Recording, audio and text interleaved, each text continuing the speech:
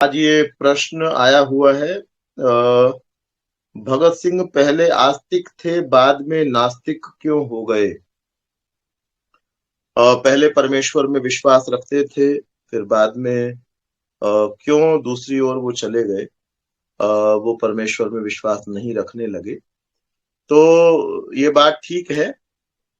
बहुत से आस्तिक लोग नास्तिक हो जाते हैं और नास्तिक लोग आस्तिक भी होते हैं। दोनों प्रकार की घटनाएं घटित होती हैं। उसके लिए उनके आसपास की चीजों को देखना पड़ता है। उनके आसपास लोग कौन से हैं। मुझे ऐसा लगता है उनके नास्तिक होने का कारण, उनको लगा कि सब कुछ हमको खुद ही करना पड़ता है। उन्होंने एक तो मुझे नहीं लगता, उनके उनके जो अध्ययन को आप देखते हैं, भगत सिंह के अध्ययन को देखते हैं, तो जब वो चौथी क्लास में थे उस समय में वो सूफी अम्बा प्रसाद की पुस्तकें पढ़ा करते थे। जो एक क्रांतिकारी थे सूफी अम्बा प्रसाद, उनकी पुस्तकें वो पढ़ा करते थे। खूब पुस्तकें पढ़ते थे।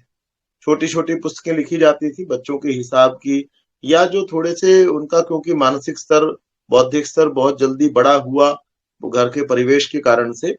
अब उसके अलावा उनके चाचा थे अजीत सिंह, बड़े चाचा जो अजीत सिंह थे, उनकी लिखी हुई पुस्तकें वो पढ़ा करते थे।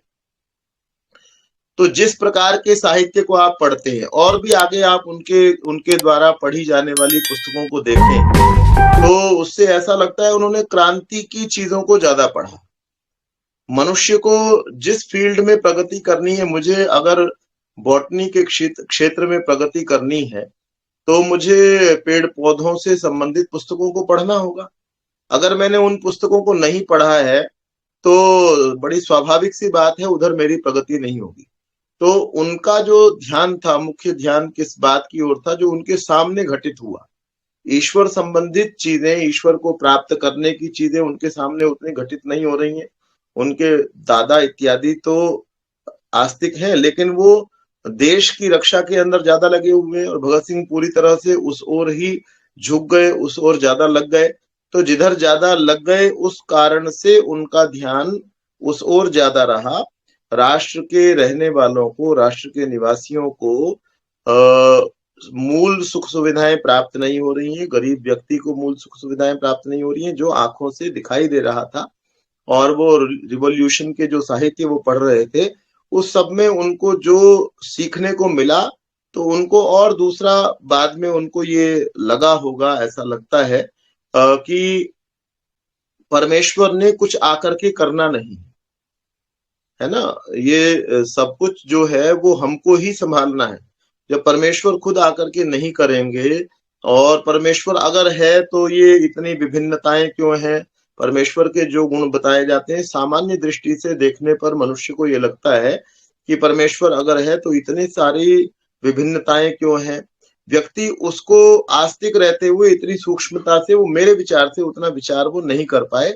इस कारण से वो बाद में नास्तिक हो गए, या उन्होंने कहा कि मुझे ईश्वर की क्या आवश्यकता है, या ईश्वर के विषय में मैं अपना समय क्यों बिताऊं। जैसे कुछ लोग हैं, अभी मैं एक बहुत अच्छा नाम मेरे दिमाग में आ रहा है, अच्छा कहें बुरा कहें, लेकिन वो एक प्रसिद्ध व्यक्ति हैं और व्यायाम के लिए प्रसिद्ध है कि वो रात्रि में जल्दी सो जाते हैं, सुबह को जल्दी उठते हैं और व्यायाम एक्सरसाइज खूब करते हैं। 60 साल के होने वाले हैं, लेकिन वो आंख बंद करके बैठने में उनका कोई इंटरेस्ट नहीं है। वो खुलेआम इस बात को कह देते हैं कि ये क्या है, आप कुछ काम करो, आंख बंद करके क्यों बैठे हो। तो जब तक हम किसी चीज के महत्व को नहीं समझते हैं तो उससे दूर होते चले जाते हैं। और उनके द्वारा पढ़ा हुआ साहित्य जो था, वो उनको सामाजिक सुधारों की बातें तो बता रहा था, लेकिन ईश्वर संबंधी चीजों को उन्होंने ज्यादा पढ़ा हो ऐसा कुछ दिखाई नहीं देता है। और जीवनियां भी जिनकी पढ़ी, वो भी जो क्रांतिकारियों की ही जीवनियों को वो पढ़ा करते थे, जिन्होंने राष्ट्रों का सुधार किया। राष्ट्रों का सुधार का मतलब क्या है?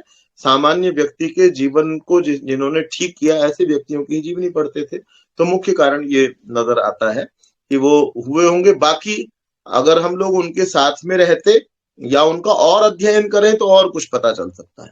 क्योंकि जितना ज्यादा आप किसी के बारे में पढ़ते हैं, एक बड़ा प्रसिद्ध शख्सियत है, उसके बारे में बहुत कुछ, बहुत व्यक्तियों ने लिखा होगा, और उस समय का अगर साहित्य पढ़ लिया जाए, एक भगत सिंह के विषय में अभी कोई लिख रहा है तो अपनी भी मान्यताएं कुछ डाल देता है। उस समय जो लोगों ने लिखा उनको अगर हम पढ़ेंगे तो और अच्छे निष्कर्षों तक पहुंच सकते हैं। बाकी मोटे तौर पर देखने पर ऐसा मुझे दिखाई देता है कि ये कारण रहा होगा।